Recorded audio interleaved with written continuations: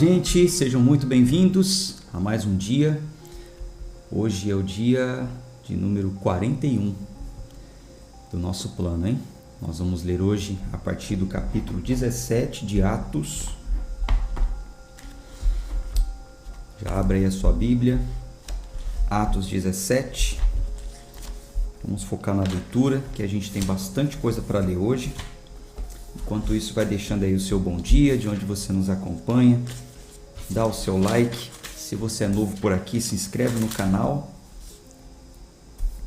Ative as notificações, tocando no sininho. Na descrição do vídeo tem os links dos grupos, grupo do WhatsApp, grupo do Telegram. Enfim, assim você vai estar por dentro de todo o plano, tá bom? Vamos orar. Obrigado, Senhor, por mais um dia. Obrigado, Pai, pela saúde, pela força que o Senhor tem nos dado, pelo ar que eu respiro, por esse clube de leitura, por esses leitores que estão aí do outro lado da tela todos os dias, ávidos pelo ensino, pela Tua Palavra. Então pedimos que o Senhor fale conosco, através dessa Sagrada Escritura. Fala ao nosso coração, traga entendimento. Oramos em nome de Jesus. Amém. Vamos seguir com a leitura então. Atos 17. Vamos focar aqui na leitura, tem bastante coisa para a gente ler hoje e tem uma explicação, uma interpretação um pouco mais extensa no que diz respeito aos lenços de uso pessoal, os aventais de Paulo, né? Toda aquela coisa que envolve a cura através de amuletos e muitas vezes embasados nesse versículo, nessa passagem, onde diz que os lenços e os aventais do apóstolo Paulo curavam. Vamos ver se é isso mesmo que diz o texto. Então, vamos focar na leitura. A explicação ela requer aí um pouco mais de tempo, por isso vou seguir aqui direto. Depois eu leio comentários e o que for de difícil interpretação eu paro e a gente conversa um pouquinho, tá? Atos 17, versículo 1. E passando por Anfípolis e Apolônia, eles chegaram a Tessalônica, onde havia uma sinagoga de judeus. E Paulo, como tinha por costume, foi até eles. E por 3 shabates arrazoava com eles com base nas Escrituras, expondo e alegando que convinha que o Cristo sofresse e ressuscitasse dos mortos. E este Jesus, que eu vos prego, é o Cristo. Olha, por isso que é bom você, que já vem seguindo o plano desde o início, por isso que foi bom nós irmos parando em alguns pontos, explicando. Por exemplo, você já sabe o que é sinagoga, você já sabe o que é o Shabat, você já entende que na sinagoga, no Shabat, eles liam os textos e alguns que estavam ali também tinham oportunidade de ler, de falar alguma coisa. Então, era costume, você já sabe, tá? Então, Paulo, ele pregou, expôs que convinha que o Cristo sofresse e ressuscitasse dos mortos. Isso é o que a Bíblia já dizia antes mesmo de Cristo. Então ele leu essas passagens e depois concluiu dizendo: olha, esse é o Cristo que eu estou pregando para vocês. Versículo 4. E alguns deles creram e ajuntaram-se com Paulo e Silas, e uma grande multidão de gregos religiosos e não poucas mulheres influentes. Mas os judeus que não criam, movidos de inveja, tomaram alguns vagabundos, desculpa a palavra, mas é como está escrito aqui, né, no texto, vagabundos no sentido de perversos, como diz aqui, ó. Eram pessoas que não tinham nada para fazer da vida, eram pessoas que ficavam ali só para realmente criar confusão, para se meter em contendas, para receber dinheiro fácil, para depor, ser uma testemunha falsa, enfim. Então, eles pegaram alguns desses aí, da pior espécie, e ajuntando o povo, eles alvoroçaram toda a cidade e, assaltando a casa de Jasson, procuravam tirá-los para fora diante do povo. Então foram até a casa de Jasson, entraram na casa, invadiram a casa e quiseram arrastá-lo para fora. Por quê? Paulo ele esteve ali, como nós lemos já nos capítulos anteriores. Versículo 6. E não tendo-os achado, arrastaram Jason e alguns irmãos até os governantes da cidade, gritando: estes que viraram o mundo de cabeça para baixo chegaram também aqui, os quais Jason recebeu. E todos estes são contrários aos decretos de César, dizendo que há outro rei, Jesus.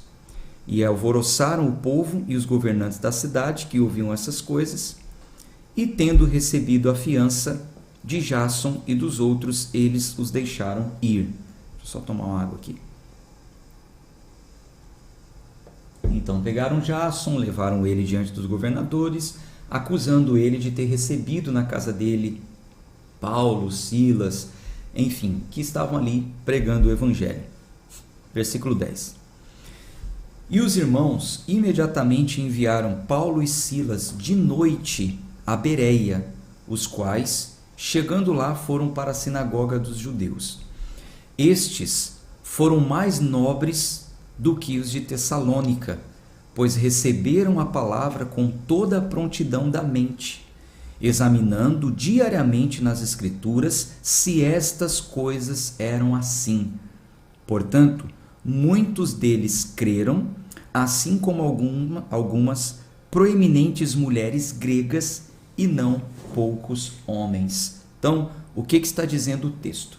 Veja, Paulo ele vinha pregando em vários lugares. O último lugar onde Jason morava, ali as pessoas não creram, se levantaram contra, pegaram até alguns homens, como diz o texto, vagabundos, para se unirem contra eles, para assaltarem a casa de Jason, para os levarem diante dos governantes, enfim.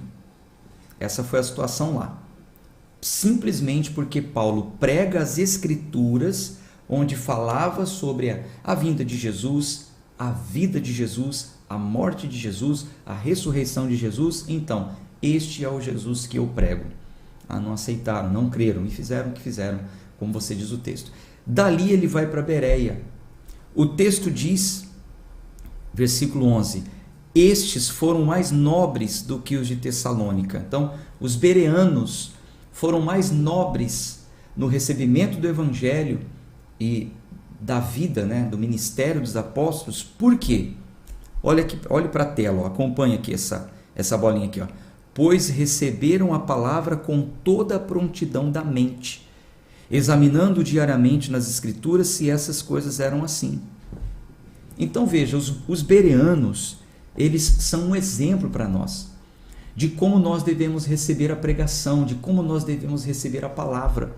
Nós devemos receber a palavra com toda a prontidão de mente, ou seja, a gente tem que estar com a mente aberta para receber as instruções, para receber a palavra. Só que tem o seguinte, a nobreza está em você ouvir a pregação e, olhe na tela, examinando diariamente nas Escrituras se essas coisas eram assim.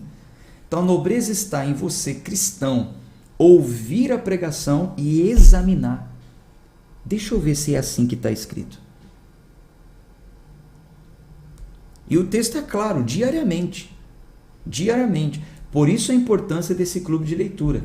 Diariamente nós estamos aqui, na Bíblia, examinando as Escrituras. Vamos ver se é assim que está escrito. Olha, a sombra do apóstolo Pedro curava. O que a gente fez? Recebemos isso, ouvimos isso por aí, e no clube o que a gente fez? Vamos examinar. Vamos ver se é assim que está escrito. Aí está a nobreza. Então, os bereanos são um exemplo para nós. Você não deve participar de um culto com a mente fechada, desconfiado. Não, tudo bem, você faz parte de algum ministério, você vai a uma igreja, vai com a mente aberta para ouvir. Certo? Está escrito onde? Aí, se você tiver com a Bíblia, você abre, senão você anota. Tá escrito em Mateus capítulo 10, isso. Muito bom, legal, gostei, ouvi a pregação, agora eu vou examinar. E agora eu vou conferir. Se é uma pregação expositiva, que alguns ministérios fazem pregações expositivas, você consegue conferir na hora. Pregação expositiva, que vai lendo linha por linha e parando e expondo, versículo por versículo, expondo, você consegue já conferir na hora. Se não é uma pregação expositiva, é temática, às vezes alguns ministérios, algumas igrejas pegam um versículo, solta o tema e sai falando em cima daquilo. Às vezes fecha até a Bíblia. Aí já é difícil você conferir na hora, então você recebe e depois você vai lá e leia todo o contexto. E verifique, examine se é isso mesmo que diz a Bíblia. Meu irmão, minha irmã, isso é um dever nosso. A gente não pode imputar a culpa nos outros, não. É um dever nosso. Nós devemos examinar a palavra de Deus, tá? Então, é um exemplo para nós aqui, os bereanos. Vamos seguir com a leitura. Versículo 13. Mas quando os judeus de Tessalônica souberam que a palavra de Deus era pregada por Paulo em Bereia, foram até lá e agitaram o povo. Então, lá vai os judeus de Tessalônica. Gente, olha que coisa. Os judeus de Tessalônica, aqueles que não receberam Paulo, ficaram sabendo que lá em Bereia eles estavam tendo sucesso, aí eles foram para lá. Vamos lá incomodar eles.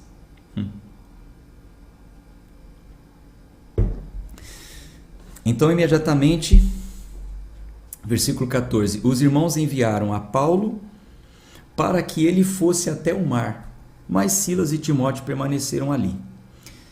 E os que conduziam Paulo o levaram até Atenas, e recebendo ordem para que Silas e Timóteo fossem ter com ele o mais rápido possível, eles partiram.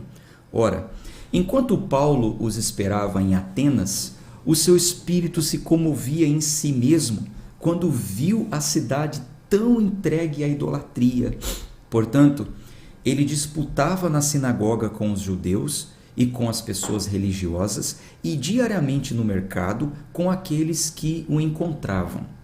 Então, certos filósofos, epicureus e estoicos o enfrentaram e alguns diziam: "O que quer dizer esse tagarela?"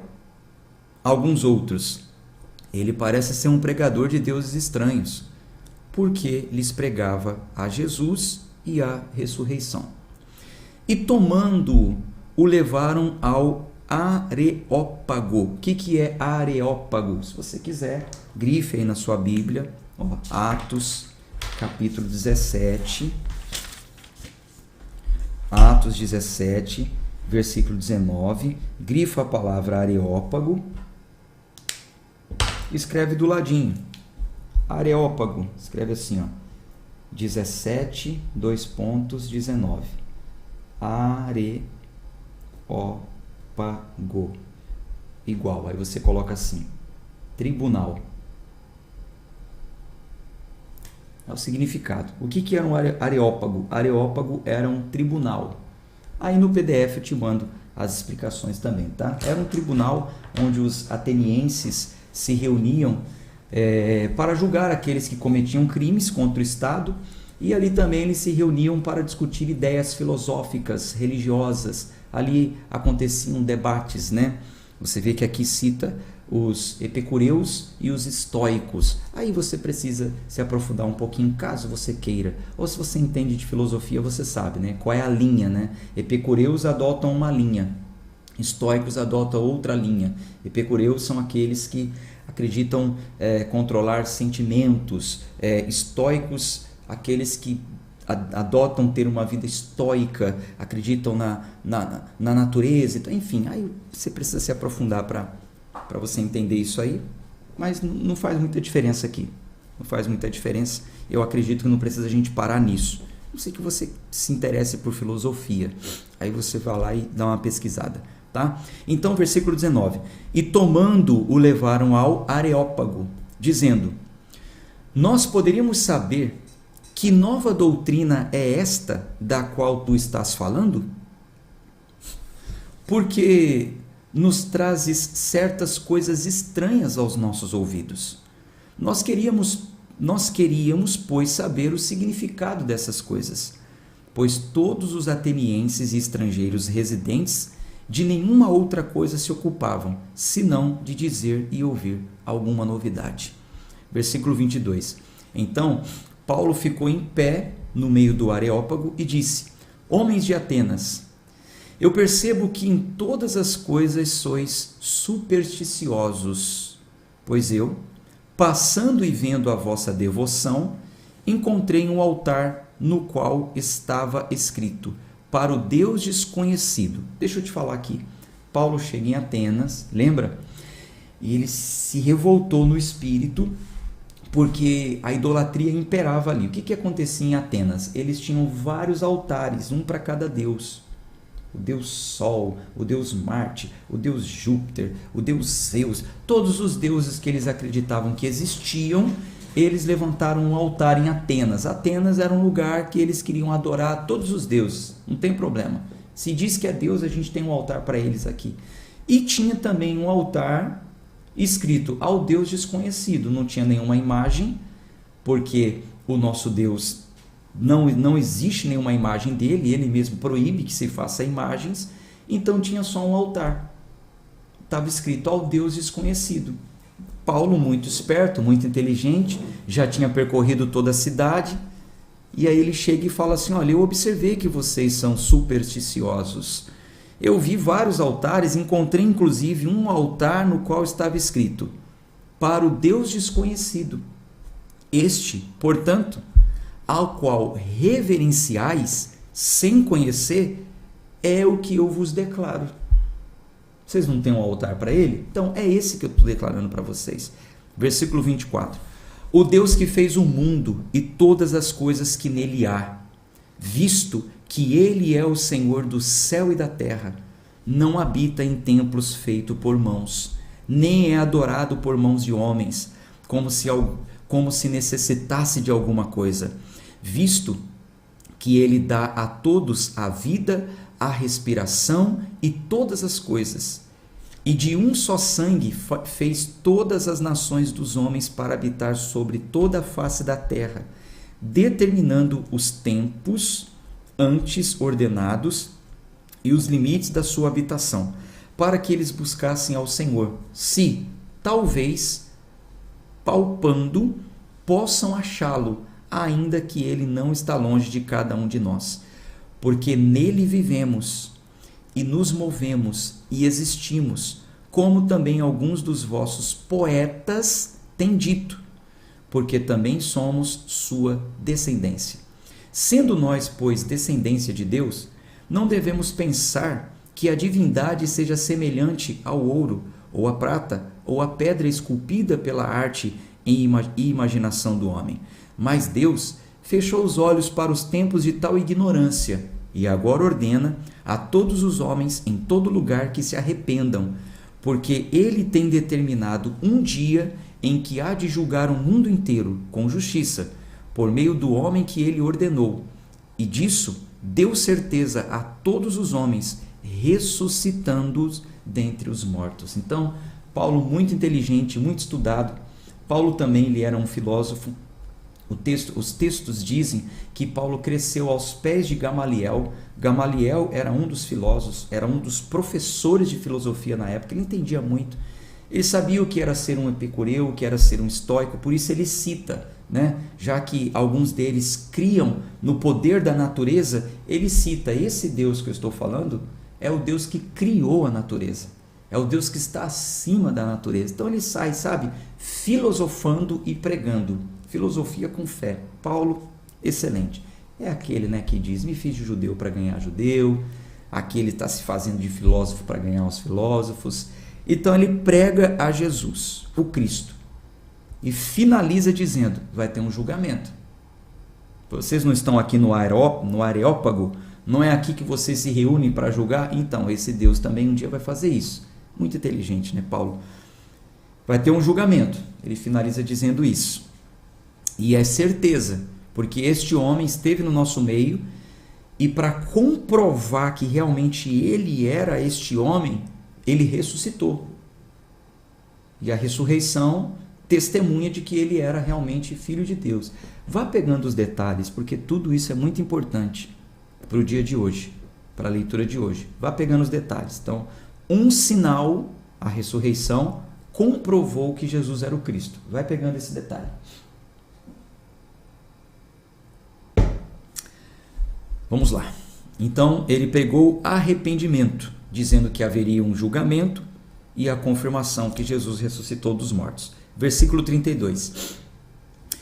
E eles, ouvindo falar da ressurreição dos mortos, alguns zombavam e outros diziam: te ouviremos novamente acerca desse assunto. E assim Paulo saiu do meio deles. Mas alguns homens, crendo, se uniram a ele, entre os quais estava Dionísio, o Areopagita, e uma mulher chamada Damaris, e outros com eles. Capítulo 18. Após essas coisas, partindo Paulo de Atenas, chegou a Corinto. Preste atenção nos detalhes, todo detalhe aqui vai fazer a diferença para a interpretação do texto. Veja, preste atenção. Então, após essas coisas, ele chegou a Corinto. O que aconteceu ali? E encontrando um certo judeu por nome Áquila, nascido em Ponto, recém-chegado da Itália, com a sua esposa Priscila, pois Cláudio tinha mandado que todos os judeus saíssem de Roma, veio até eles. E como ele era do mesmo ofício, ficou com eles e trabalhava, porque tinham por ocupação fabricar tendas. O que está acontecendo aqui? Houve uma perseguição, o imperador romano Cláudio expulsou todos os judeus. Então, cada um foi para um lugar. Priscila e Áquila e Priscila foram para Corinto. Paulo também foi para Corinto. Chegando lá, Paulo encontra esses dois que tinham o ofício, um trabalho de construir tendas. Paulo também sabia fazer isso, então Paulo se junta com eles ali. Tá? Paulo se junta com eles, começa a trabalhar com eles, vai se envolvendo com eles ali no trabalho, junto também com os judeus, e mais para frente você vai ver aqui Paulo pregando para os judeus, argumentando com os judeus. Só que o detalhe aqui é o seguinte, o ponto curioso aqui é o seguinte, nós vemos que Paulo, ele passa um tempo trabalhando com eles, porque era o mesmo ofício. Então, ele aproveita a oportunidade de estar no meio deles, trabalhando para pregar Jesus. Há quem diga, por causa dessa passagem, que assim como Paulo trabalhava e pregava o evangelho, de igual modo nos dias de hoje os pregadores devem trabalhar fora e não depender das dádivas, das ofertas que são recebidas pelo povo para a igreja. Isso de fato aconteceu com Paulo, mas o texto está falando aqui apenas de um tempo que Paulo fez isso. Nós vamos ver mais para frente Paulo recebendo ofertas para sustento e até agradecendo as pessoas. Nós vamos ver mais para frente Paulo, inclusive, determinando, colocando como doutrina que quem prega a palavra deve receber, inclusive, dobrado. Se for bem dedicado realmente à palavra, se for dedicado à doutrina, deve receber dobrado. Isso é, eu vou abrir com vocês aqui para a gente ler. 1 Timóteo, primeira carta a Timóteo. Depois a anotação vai também para vocês, tá? Primeira carta a Timóteo, capítulo 5, versículo 17. Os anciãos que governam bem, sejam dignos com dupla honra, principalmente os que trabalham na palavra e na doutrina.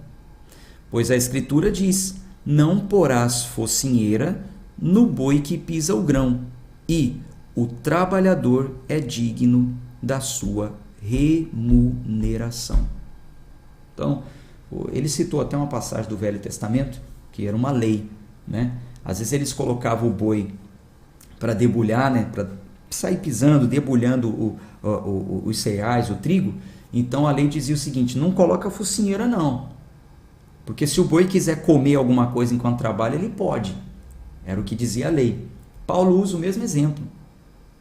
E tem vários outros, Gálatas 6,6, Coríntios também fala, tem vários outros exemplos na Bíblia de Paulo dizendo o seguinte: o que trabalha com a pregação do evangelho, que viva dessa pregação. Em outra passagem ele fala o que prega, né, sobre o altar, que viva do altar, do que chega até o altar, simbolicamente usando o que acontecia no passado. Nós já lemos em Levítico que quando as pessoas levavam ofertas até o altar, existia uma oferta movida, lembra? Uma parte que eles moviam para o sustento dos sacerdotes. Então não há problema nenhum nisso. O problema são os excessos, né? O problema é a ostentação. O problema são os lobos, são os falsos profetas, que Paulo também vai falar sobre isso, a gente vai ler já já, tá bom? Então, só trazendo para vocês aí uma interpretação correta quanto a isso, porque há quem diga isso. Ah, não, pastor tem que trabalhar igual Paulo, porque Paulo trabalhava e não vivia do evangelho. Não, isso foi por um tempo, foi apenas por um tempo e por estratégia evangelística Paulo fez isso. Como ele dizia, né? Me fiz de judeus para ganhar os judeus. Atos capítulo 18, paramos aqui no versículo 3, né? Bom, versículo 4. E ele argumentava na sinagoga todos os shabates, persuadia os judeus e os gregos. Quando Silas e Timóteo vieram da Macedônia, Paulo foi impulsionado no espírito e testificou aos judeus que Jesus era o Cristo. Então, por enquanto, ele estava só no caladinho. Trabalhava, falava para um, falava para outro, dia de sábado, no Shabat, ia lá e falava na sinagoga. Quando o reforço chegou, quando chegou Silas e Timóteo, aí Paulo, bom, agora eu vou gritar aqui para todo mundo, ó, testifico que Jesus era o Cristo. Versículo 6. Mas quando eles se opuseram e blasfemaram, ele sacudiu as suas vestes, disse-lhes: seu sangue esteja sobre suas próprias cabeças. Eu estou limpo. A partir de agora eu irei para os gentios. E ele, partindo dali, entrou em casa de um certo homem chamado Justus, um que adorava a Deus e cuja casa estava junto da sinagoga. E Crispo, o principal governante da sinagoga, creu no Senhor com toda a sua casa. E muitos dos coríntios, ouvindo, creram e foram batizados. Então o Senhor falou a Paulo durante a noite em uma visão: não temas, mas fala e não te cales, porque eu sou contigo, e nenhum homem lançará a mão de ti para te ferir, porque tenho muitas pessoas nesta cidade. E ele continuou ali por 1 ano e 6 meses, ensinando a palavra de Deus entre eles. Mas sendo Gálio procônsul da Acaia, os judeus fizeram uma insurreição de comum acordo contra Paulo e o levaram ao tribunal, dizendo: este companheiro persuade os homens a adorar a Deus de forma contrária à lei. E quando Paulo estava prestes a abrir a sua boca, Gálio disse aos judeus, então houve um complô, levaram Paulo para ser julgado. Quando Paulo ia se defender, Gálio mesmo já abriu a boca e disse o seguinte, ó: se fosse uma questão de lascívia errada ou perversa, ó judeus, por que razão eu deveria suportar convosco? Então, se fosse uma dessas questões, eu não iria suportar, né, com vocês. A gente não iria tolerar lascívia, uma questão perversa, errada, né? Tudo bem. Mas, se a questão é de palavras e de nomes e da vossa lei, vede-o vós mesmos, porque eu não quero ser juiz de tais questões. E ele expulsou-os do tribunal. Gálio falou: não vou me meter, você está trazendo para mim uma questão de leis, de religião de vocês, não vou me meter nisso.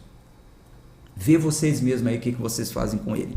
Versículo 17. Então, todos os gregos, tomando a Sóstenes, o principal governante da sinagoga, espancaram-no diante do tribunal, mas Gálio não se importava com nenhuma dessas coisas.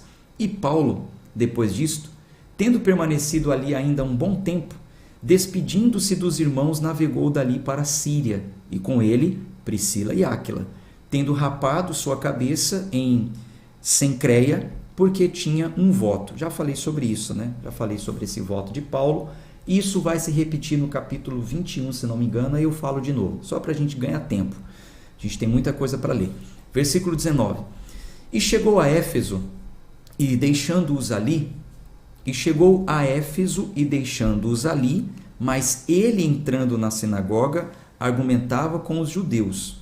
A estratégia de Paulo é muito semelhante. Você vê que sempre que Paulo chega em uma cidade nova, primeiro ele vai na sinagoga. Primeiro ele vai pregar para os judeus, para quem frequenta a sinagoga. Depois ele sai falando para a cidade toda. Então ele chegou ali, foi à sinagoga, versículo 20. E rogando-lhes que ficassem por mais algum tempo, não consentiu. Antes, despediu-se deles, dizendo: preciso de qualquer maneira celebrar a festa vindoura em Jerusalém, mas outra vez voltarei a vós, querendo Deus. E ele navegou desde Éfeso. A gente percebe aqui Paulo querendo chegar a Jerusalém, porque estava acontecendo a festa, né? A festa anual, todo ano não acontecia a festa dos pães ázimos, a Páscoa, em seguida os pães ázimos, 52 dias, no 50º dia, o dia de Pentecoste, enfim, todo ano se repete isso. Paulo era judeu, como eu disse no início, ele tinha alguns costumes civil, né? Civil, como por exemplo, aqui no Nordeste é de costume as pessoas comemorarem no meio do ano a festa da colheita do milho, que alguns chamam de festas juninas. Isso é muito confundido aí com uma religião católica romana, onde colocam adorações a Deus e tal, mas não vamos entrar nesse assunto agora, só para você entender, existem festas regionais. Paulo, ele queria ir para essa festa, porque ele sabia que naquele dia ia ter um monte de gente de todos os lugares, ele queria porque queria ir. Então, ele fala, não vou ficar, eu preciso ir, eu quero chegar até Jerusalém por causa dessa festa. Versículo 21, se despediu, disse que queria celebrar a festa, enfim. Versículo 22. E tendo desembarcado em Cesareia, subiu, e saudando a igreja, desceu para Antioquia. E passando ali algum tempo, ele partiu, passando em ordem por toda a província da Galácia e da Frígia, fortalecendo a todos os discípulos. E veio a Éfeso um certo judeu chamado Apolo. Onde entra Apolo aqui? Já ouviu falar de Apolo? Então veja. E veio a Éfeso um certo judeu chamado Apolo, nascido em Alexandria, homem eloquente e poderoso nas Escrituras. Este homem era instruído no caminho do Senhor e fervoroso de espírito. Ele falava e ensinava diligentemente todas as coisas do Senhor, conhecendo somente o batismo de João. Ele começou a falar ousadamente na sinagoga. E ouvindo Áquila e Priscila, o tomaram consigo e expuseram-lhe mais perfeitamente o caminho de Deus. O que a gente vê aqui?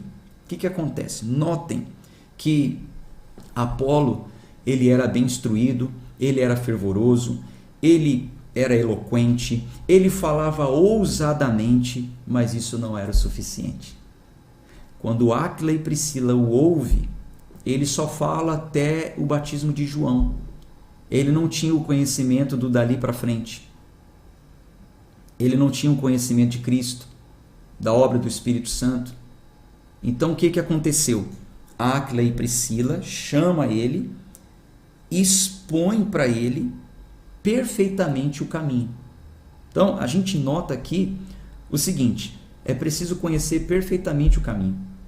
Não adianta apenas ser eloquente, ser bem instruído, ser ousado, né? Ser de fé. Hoje em dia a gente até vê alguns pregadores falando o seguinte, não, você não precisa conhecer a Bíblia, você não precisa ficar conhecendo a letra, usam até um jargão errado, a letra mata, mas o Espírito vivifica. Nós ainda vamos falar sobre isso esse ano, vamos interpretar esse texto corretamente, mas alguns até falam, não, você tem que ser de fé, se você é de fé, você é ousado, é o que importa. Não é isso que diz o texto. Ele era ousado, ele tinha fervor no seu espírito, mas ele não conhecia perfeitamente o caminho. Então Áquila e Priscila expõem para eles. É necessário a gente ter essa exposição de textos, pregações expositivas, estudo bíblico. É preciso, isso é necessário. Nós estamos vendo isso aqui no texto. Versículo 27. E querendo passar a Acaia, os irmãos escreveram exortando aos discípulos que o recebessem, o qual, tendo chegado, ajudou muito aos que haviam crido pela graça, porque ele poderosamente convencia os judeus publicamente, mostrando pelas Escrituras que era Jesus o Cristo. Então, Apolo, ele passa a ser indicado, ele passa a ser recomendado, né, como também um dos discípulos, por causa da sua pregação, por causa depois dele ter conhecido então o evangelho da graça, o texto diz que ele conseguia convencer publicamente, mostrava as Escrituras, quem era o Cristo e tal. Enfim, Apolo se torna também um discípulo muito importante para a igreja. Mas na frente nós vamos ver Paulo, inclusive, falando, né, sobre isso. Porque alguns queriam exaltar a Apolo, né, dizer, não, Apolo é o melhor e tal. Mais para frente a gente vai ver isso se resolver. Vamos lá, capítulo 19. Hoje eu tenho uma companhia de uma mosca aqui, ó, tá para lá e para cá. Ó. Tem algumas moscas aí que me perseguem, né? Às vezes é no dia do culto, elas estão lá. Aí no dia da leitura da Bíblia estão aqui. Tudo fechado, não sei por onde ela entrou. Mas tudo bem. Vamos em frente, só espero que não tire a sua atenção. Atos 19. Depois eu vejo comentários, tá? Preciso focar na leitura aqui, senão a gente não consegue. Tem muita coisa para falar. Atos 19, versículo 1. Mas vá entendendo toda a narrativa do texto. Lembre-se, Paulo está ali por causa de uma perseguição. Paulo está nesse período trabalhando, construindo tendas e também pregando o evangelho e viajando enquanto isso. Tem como companheiros Priscila e Áquila, que trabalhavam também nesse ofício. Vai vendo tudo que está acontecendo aqui. Versículo 1. E aconteceu o quê? Enquanto Apolo estava em Corinto, Paulo, tendo passado as regiões superiores, chegou a Éfeso. Encontrando alguns discípulos, disse-lhes: Recebeste vós o Espírito Santo quando creste? E eles disseram-lhe: Nós sequer ouvimos se há algum Espírito Santo. Então, esse era um problema que estava acontecendo. Alguns discípulos até estavam pregando. Alguns que foram discípulos de João, ensinavam o batismo de João. O evangelho começou a ser divulgado. Apolo era um desses que pregava até o batismo de João. Só que a gente entende que o evangelho se completa com a descida do Espírito Santo. É aí que realmente se dá a dispensação que nós estamos vivendo. Nós estamos vivendo a dispensação da graça de Deus chegada até nós através do Espírito Santo, que é o poder de Deus em nós. É quem convence o mundo do pecado, do juízo, da justiça. É quem nos faz lembrar das palavras do Senhor e é o penhor da salvação. Temos o Espírito Santo até a volta de Cristo. Ele deixou como garantia que virá buscar a sua igreja, porque a joia, o tesouro precioso está penhorado em nós, que é o Espírito Santo. Então ele vai vir buscar. Isso é o que diz os textos. Nós também vamos ler isso juntos. Então Paulo ele diz assim: vocês receberam o Espírito Santo? Eles falaram: a gente nem ouviu falar. Versículo 3. E ele disse-lhes: em que sois batizados então? E eles disseram: no batismo de João. Então Pedro disse: certamente João batizou com o batismo de arrependimento, dizendo ao povo que eles crescem naquele que viria depois dele, isto é, em Cristo. E eles, ouvindo isso, foram batizados em nome do Senhor Jesus. E tendo Paulo imposto-lhes as suas mãos, o Espírito Santo veio sobre eles, e eles falavam em línguas e profetizavam. E eram ao todo em torno de 12 homens. E ele, entrando na sinagoga, falou ousadamente durante 3 meses, e discutindo e persuadindo-os acerca das coisas do reino de Deus. Mas, quando alguns se endureceram e descreram, falando mal do caminho diante da multidão, ele retirou-se deles e separou os discípulos, disputando diariamente na escola de certo tirano. Ponto. Já vou continuar. Só tomar água aqui e vou ler. Como eu não estou lendo os comentários, deixa eu só ver se aconteceu algum problema durante a leitura, que às vezes vocês relatam aqui, né? Tá tudo ok com o áudio, com o vídeo, certo? Certo. Só tem comentários aqui relacionados ao que estamos lendo, né? No final, então, a gente conversa, tá? Mas vamos focar aqui na leitura. Versículo 10. E isto continuou durante 2 anos, de tal maneira que todos os que habitavam na Ásia ouviram a palavra do Senhor, tanto judeus como gregos. E Deus, olha o texto, foque no texto agora. E Deus fazia milagres especiais pelas mãos de Paulo. Veja que a conversa está chegando ao final, a narrativa está chegando ao final. Paulo ficou ali 2 anos. Então ele chega por causa da perseguição do imperador romano, Cláudio. Acontece várias coisas, levanta discípulos, encontra com Apolo, Áquila e Priscila, passa a trabalhar, levanta mais 12 apóstolos que são batizados agora com o Espírito Santo. Resumindo a história, ele ficou ali 2 anos. E Deus, olha Lucas falando, e Deus fazia milagres especiais pelas mãos de Paulo, de modo que até os seus lenços e aventais se levavam aos enfermos, e as enfermidades se retiravam deles, e os espíritos malignos saíam deles. Ponto. Quero conversar com você sobre isso, sobre esse texto, para ele ser bem interpretado. Vamos lá, me ajude aí nos comentários e responda. Deus fazia milagres especiais. Lucas está dizendo aqui. E Deus fazia milagres especiais pelas mãos de Paulo, de modo que até os seus lenços e aventais, veja, a palavra original aqui tem todo um contexto, tem todo um estudo profundo. Não vou me aprofundar nisso, não daria tempo. Só vamos interpretar o texto. Mas as palavras originais, lenços e aventais, no original grego, antes de ser traduzido para o inglês e o português, lenço seria qualquer pedaço de pano ou linho que teve contato já teve contato com a pele. No caso, eram lenços que Paulo usava para enxugar o seu suor por causa do seu ofício, do seu trabalho. Aventais que ele usava, aventais seriam, no original diz que eram pedaços de roupa que cobriam até a cintura por causa do seu ofício, onde ali ele deixava naqueles aventais as ferramentas para trabalhar. Paulo usava muito isso, suava muito, aquele ia ficando por ali, certo? Diz o texto que os seus lenços e aventais se levavam aos enfermos. Veja, era Paulo que dava os seus lenços e aventais para as pessoas? É isso que diz o texto? O texto diz que milagres, sinais eram feitos pelas mãos de Paulo. E as pessoas, Deus fazia milagre pelas mãos de Paulo? Ok, está escrito isso. O texto não diz que Paulo usava os seus lenços e aventais para curar ninguém. Olha, o meu lenço vai curar. Venha aqui receber esse lenço ungido e consagrado, porque onde você colocar vai acontecer cura. Não é o que o texto diz.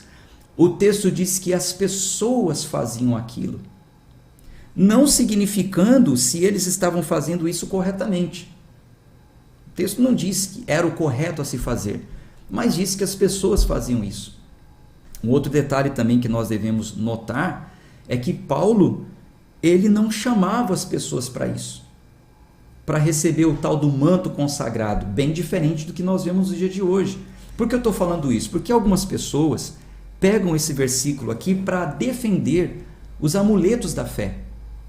A caneta consagrada. Não, se Paulo ele consagrava lenço e dava para as pessoas serem curadas, por que eu não posso consagrar uma caneta e dizer que onde você escrever com essa caneta, Deus vai te dar vitória? Vou pegar um lencinho aqui da Cris aqui de limpar as coisas. Aqui, ó. Do mesmo jeito que Paulo dava o lenço dele, eu vou dar para você, você vai ser curado. Não é isso que a Bíblia diz. As pessoas levavam por causa da distância, por causa daqueles que não conseguiam chegar até Paulo, então elas levavam. Olha, eu estive com o apóstolo Paulo, está aqui o lenço que ele usava, aqui, ó, como prova, como testemunha de que eu estive com ele. Aqui um pedaço do avental que ele estava usando. Jesus te cura, Jesus pode te salvar. E a graça do Senhor alcança quem Ele quiser. Quem Ele quiser. Tudo bem. Agora, o que acontece aqui? O que você precisa entender? É preciso entender que a igreja no tempo de Atos estavam vivendo o início de uma nova dispensação. Gente, foca aqui, depois vocês comentam para você poder entender, para você não ser enganado quanto a isso e saber até ensinar as pessoas. A igreja no tempo de Atos estavam iniciando uma nova dispensação. A gente percebe que sempre o poder de Deus ele se manifesta de forma abundante em uma nova dispensação. Por exemplo, na primeira dispensação, Deus fala com Moisés e confere poder a Moisés para que aquela dispensação seja instaurada. Os mesmos poderes são conferidos aos profetas, que realizam milagres para que as pessoas vejam e acreditam na palavra do profeta. O mesmo aconteceu na nova dispensação, através de Jesus e os santos apóstolos, onde eles iriam realizando milagres, sinais maravilhosos, extraordinários, para que se comprovasse que aquela dispensação era Deus que estava trazendo para orientar o povo. Então, o fato de Lucas mencionar aqui que as pessoas levavam os lenços e aventais tirados de Paulo para outras pessoas distante, não era venham até Paulo receber o seu lenço, não. Não era necessário. Quem chegasse até Paulo, pelas mãos de Paulo, milagres aconteciam. Eram levados. Tudo bem. Mas o fato do texto de Lucas estar dizendo aqui que as pessoas levavam lenços e aventais de Paulo, não significa dizer que isso é uma ordem apostólica ou que isso entra como uma doutrina para a igreja e que os cristãos devam seguir isso como doutrina. Não existe nenhum ensino quanto a isso na palavra. Não existe qualquer doutrina ou ensino nesse sentido.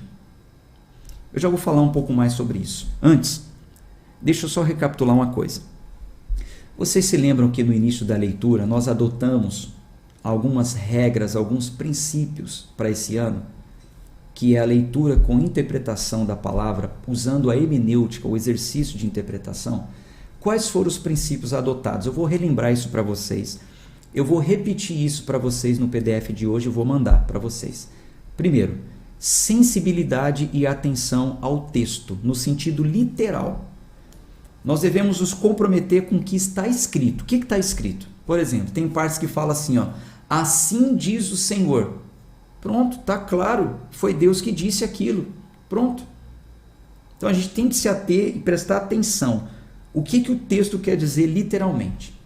Segundo ponto, nós não podemos negar que existem alguns textos que são metafóricos, outros que são parábolas, outros que são figuras de linguagem, alegorias. Devemos também estar comprometidos em avaliar a intenção do autor. Lembra que nós falamos sobre isso? Qual a intenção do autor ao escrever esse texto? No caso aqui, Lucas. Qual a intenção de Lucas ao escrever o livro de Atos? Dizer o que estava acontecendo naquele tempo. Essa era a intenção dele. Lembra que ele começou o Evangelho de Lucas escrevendo para aquele homem, narrando, olha, tudo que Jesus fez foi isso, foi aquilo outro. Depois os Atos, olha, os apóstolos começaram após receber o Espírito Santo, começou a fazer isso. Então, a intenção de Lucas, ao escrever o livro de Atos, era narrar o que estava acontecendo naquele ponto. Então, a gente precisa estar comprometido em avaliar a intenção de quem escreveu aquele texto. Qual o sentido? Com qual sentido? Por que ele quis escrever aquilo? É claro que a gente precisa ter humildade para ler a Bíblia desse jeito. A humildade de silenciar as nossas intenções, para ouvir exatamente o que o autor quis dizer. Porque às vezes a gente vai para a Bíblia querendo ler alguma coisa com nossas segundas intenções, com nossas inclinações, com os nossos desejos, com o fim de tirar um pretexto de um texto isolado. Eu digo para vocês, com sinceridade de coração, eu já fiz isso. Eu já abri a Bíblia e peguei versículos isolados e falo, olha, eu vou usar isso aqui como uma campanha, sem pegar todo o contexto. Então a gente precisa respeitar como o texto quer ser lido. Se é um texto histórico, por exemplo, no Velho Testamento, o livro de Reis conta as histórias dos reis de Israel. O livro do Êxodo conta como o povo saiu da escravidão. O livro de Atos narram os atos do Espírito Santo através da vida dos apóstolos. A gente tem que respeitar se é uma parábola, se é uma alegoria, se o texto ele é narrativo ou normativo. O que é um texto narrativo? É um texto que narra apenas os fatos. O que é um texto normativo? É um texto que coloca uma norma, uma doutrina, uma regra. Isso é uma doutrina, isso é uma regra, é assim que tem que fazer. Isso é apenas uma narração, é um fato histórico. A gente precisa se atentar para isso. Nós precisamos atentar para isso. Nós devemos olhar para o texto com paciência e descobrir por que aquilo está escrito. Muitas vezes vai ser necessário a gente buscar todo o contexto, ler alguns capítulos antes, alguns capítulos depois, buscar os fatos históricos, quem era a audiência que estava ouvindo aquilo. Precisamos entender qual é a aliança, se é a velha aliança, se é a nova aliança. Por que está escrito aquilo ali? Isso tudo faz parte de uma boa interpretação bíblica. Para finalizar aqui, entenda o seguinte. O livro de Atos, ele é um livro de acontecimento. Olha o nome, Atos. Acontecimentos. O livro de Atos é um livro de... Anote essas coisas. O livro de Atos é um livro de acontecimentos. Não é um livro de doutrinas. É um livro de acontecimentos. Assim como os evangelhos eram os acontecimentos, os fatos de Cristo, no meio dos acontecimentos existem textos normativos. Jesus chama os discípulos e fala: ide, em meu nome, façam isso, façam aquilo. Entra como ordem. No livro de Atos, nós não vemos nenhum texto normativo.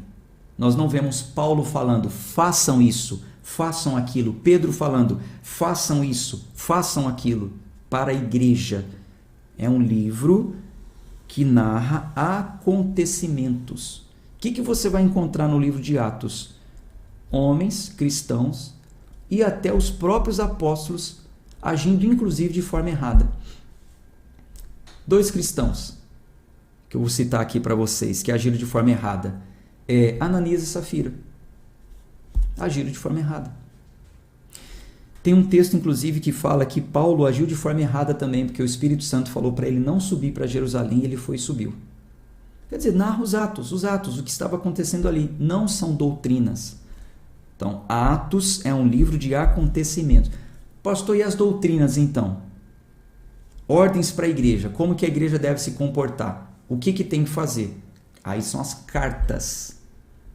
As doutrinas são as cartas apostólicas. Primeira carta de Pedro, segunda carta de Pedro, a carta de João, a carta de Paulo aos Colossenses, aos Gálatas, aos Coríntios, a carta de Paulo a Timóteo, as cartas, a carta de Judas, as cartas apostólicas são as doutrinas para a igreja. Tudo que está nas cartas apostólicas é o que a igreja deve fazer. E nós não encontramos nas cartas apostólicas nenhum dos apóstolos dizendo: usem amuletos da fé. Não encontramos. Existe um texto narrativo em Atos, onde diz que as pessoas levavam lenços e vestes do apóstolo Paulo? Existe. Mas não diz que isso é uma doutrina. Não diz que é para a igreja fazer isso. Não diz que há poder em pedaço de roupa consagrada. Não diz. Talvez você diga assim: mas não está na Bíblia? Toda a Bíblia não é de Deus? Sim, mas a gente precisa saber interpretar o que o texto quer dizer. Tá certo? Vou seguir aqui com a leitura. Vamos seguir. Depois eu vejo os comentários. Senão a gente não consegue concluir. Veja, olha só. Depois de tudo que eu falei, agora ainda nós vamos ver se realmente fazia sentido, se realmente é regra, se realmente é doutrina. Quer dizer então que só porque eu tenho um pedaço de pano que foi consagrado lá pelo Paulo, quer dizer que eu posso fazer isso? Olha só, vamos ver. Então, algumas pessoas, então, se levavam aos enfermos e enfermidades se retiravam deles, e espíritos malignos saíam deles. Então, olha a continuação da história. Então, alguns judeus andarilhos, exorcistas, tentavam invocar sobre os que tinham espíritos malignos o nome do Senhor Jesus, dizendo: esconjuro-vos por Jesus a quem Paulo prega. E eram sete filhos de Seva, um judeu e principal dos sacerdotes, os que faziam isso. E o espírito maligno respondeu e disse: eu conheço a Jesus, eu sei quem é Paulo, mas vós quem sois? E o homem que tinha o espírito maligno, saltando sobre eles, dominando-os, prevaleceu contra eles, de tal maneira que fugiram nus e feridos daquela casa. E aí? Então funciona? Então é regra? Realmente é só pegar e falar em nome de Paulo? Estive com ele, olha o lenço dele aqui. Se não for a graça, se não for a misericórdia, se não for realmente o poder do Espírito, acontece igual aconteceu com esses andarilhos aqui, ó. Versículo 17.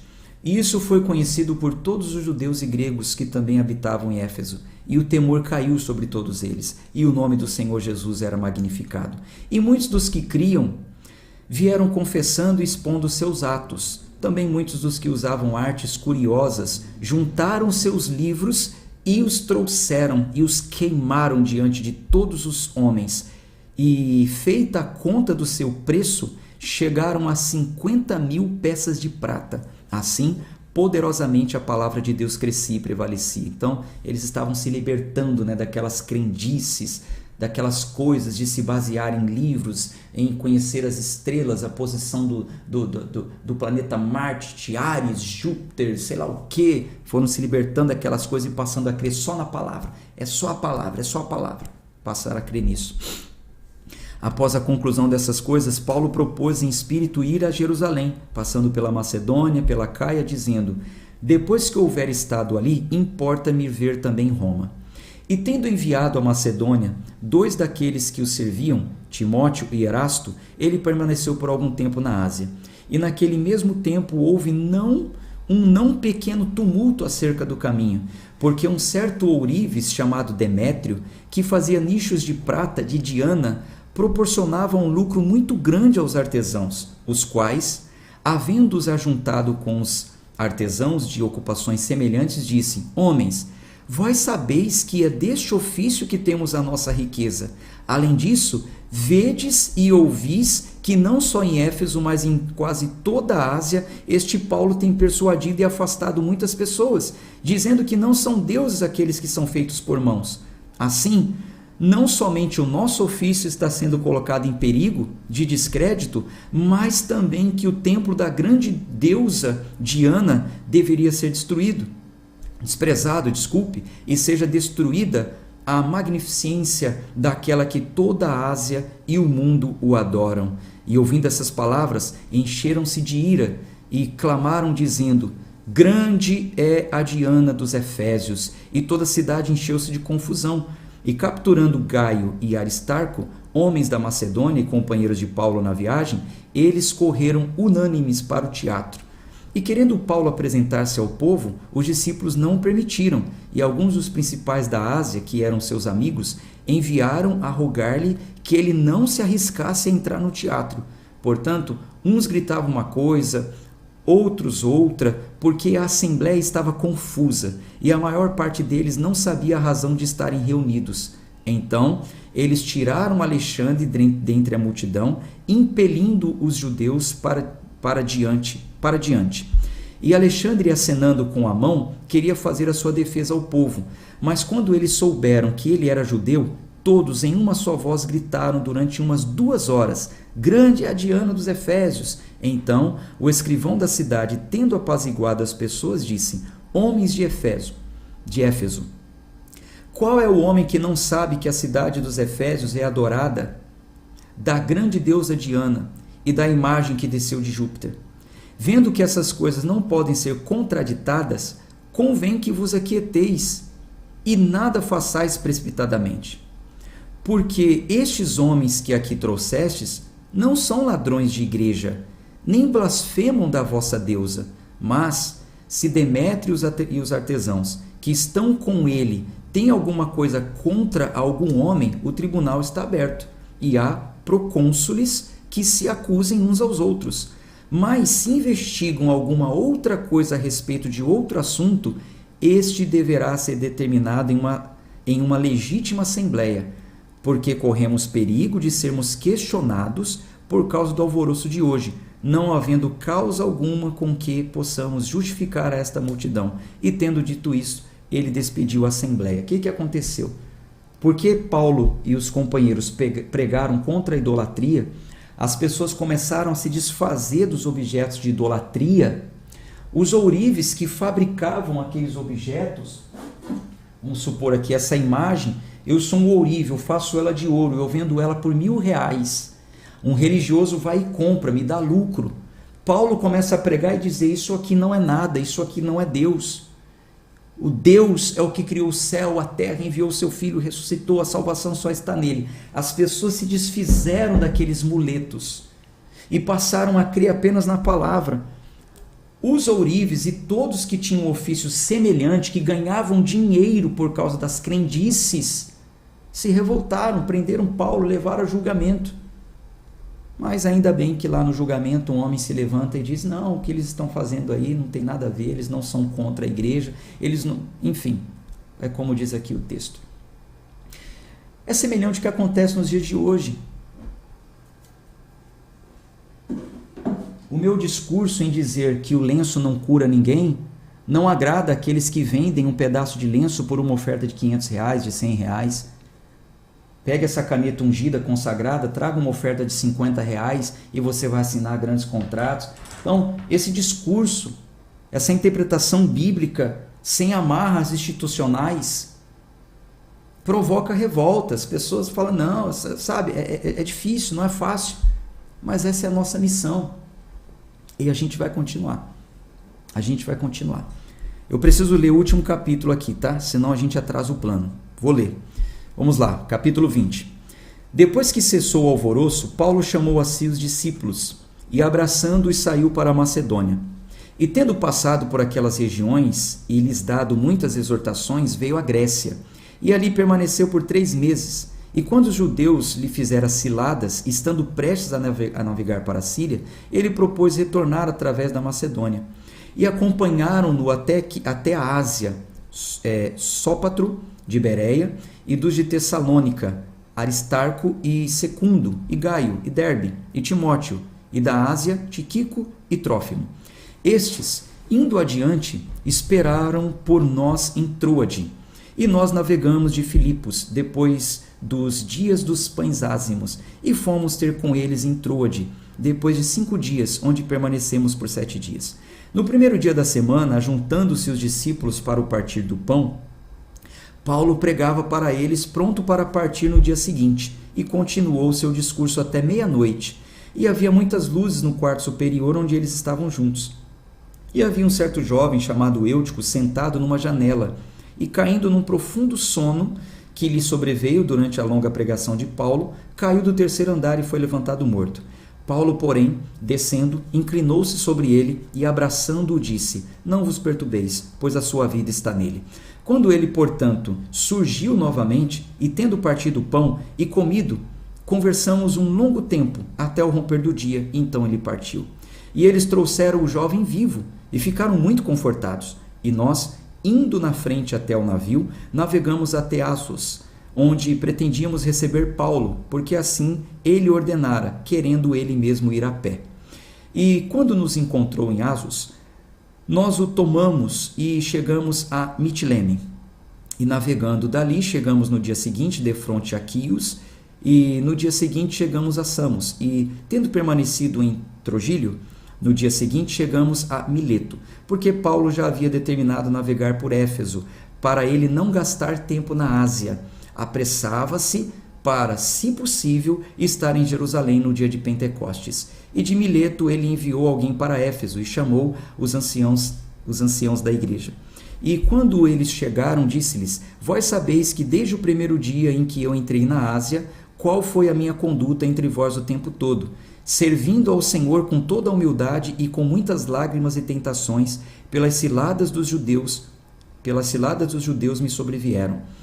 E como eu não retive nada do que lhes fosse útil, mas vos mostrei e ensinei-os publicamente de casa em casa, testificando tanto aos judeus como também aos gregos o arrependimento para com Deus e a fé em nosso Senhor Jesus Cristo, e eis que agora estou indo para Jerusalém, por imposição do Espírito, não sabendo as coisas que lá me acontecerão, salvo o que o Espírito Santo me testifica em toda a cidade, dizendo que prisões e aflições me esperam.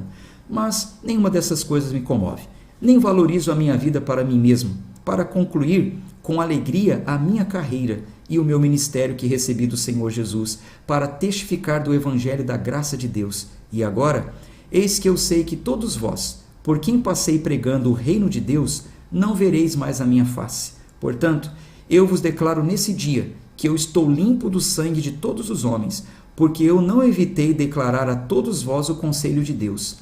Tenham cuidado, pois, de vós mesmos e de todo o rebanho, sobre o qual o Espírito Santo vos constituiu supervisores, para alimentardes a igreja de Deus, que ele comprou com seu próprio sangue. Porque eu sei que, após a minha partida, lobos vorazes entrarão no meio de vós, não poupando o rebanho. E também dentre vós mesmos se levantarão homens que falarão coisas perversas para atraírem os discípulos após eles. Portanto, vigiai, lembrando-vos de que durante 3 anos eu não deixei de avisar a cada um de vós, noite e dia, com lágrimas. O alerta de Paulo nos mostra claramente que a falsa doutrina, o falso ensino, não deve ser encarado como algo de pouca importância.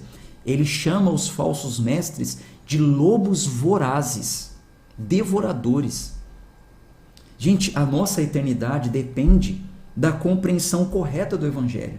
Então Paulo está alertando, olha, estou indo embora, preguei a verdade. Quando eu for embora, vai ter gente que vai querer trazer falsa doutrina aqui. São lobos vorazes. Não tem esse negócio não, gente, ficar tolerando falso ensino, falsa doutrina. Ficar colocando panos quentes. Não, o falso profeta é falso profeta, pronto, acabou. Tem que ser rechaçado, tem que ser denunciado, você não pode aceitar. Tende cuidado de vós mesmos, ele disse, ó, cuide de você, confira na palavra, não caia nessas coisas. Bom, eu preciso concluir a leitura aqui. Versículo 32, e agora, irmãos, encomendo-vos a Deus e a palavra da sua graça, que é capaz de edificar-vos e dar-vos herança entre todos os que são santificados. De nenhum homem cobicei a prata, o ouro e a veste. Sim, vós mesmos sabeis que estas mãos ministraram para as minhas necessidades e daqueles que estavam comigo. Então, Paulo está encerrando a sua missão ali, dizendo, ó, enquanto eu estive aqui, não cobicei ouro, prata, nada de vocês. Pelo contrário, aqui eu trabalhei e me sustentei. Como a história começa dizendo, tá? Depois, claro que Paulo, em suas viagens missionárias, ele vai precisar que outras pessoas os ajudem, né? A gente vai ver isso depois. Versículo 35. Tenho-vos mostrado todas as coisas, que trabalhando assim, é necessário apoiar os fracos e lembrar as palavras do Senhor Jesus que disse, é mais abençoado dar do que receber. E tendo falado isso, ele ajoelhou-se e orou com todos eles. E todos eles choraram muito. E lançando-se ao pescoço de Paulo, o beijavam, entristecendo-se muito por toda a palavra que ele dissera, que eles nunca mais veriam a sua face, acompanharam-no até o navio. Ponto. Paro por aqui. Desculpa ter estendido um pouquinho mais hoje. É que esse ano realmente a leitura está exigindo mais tempo de nós, mas a gente precisa seguir.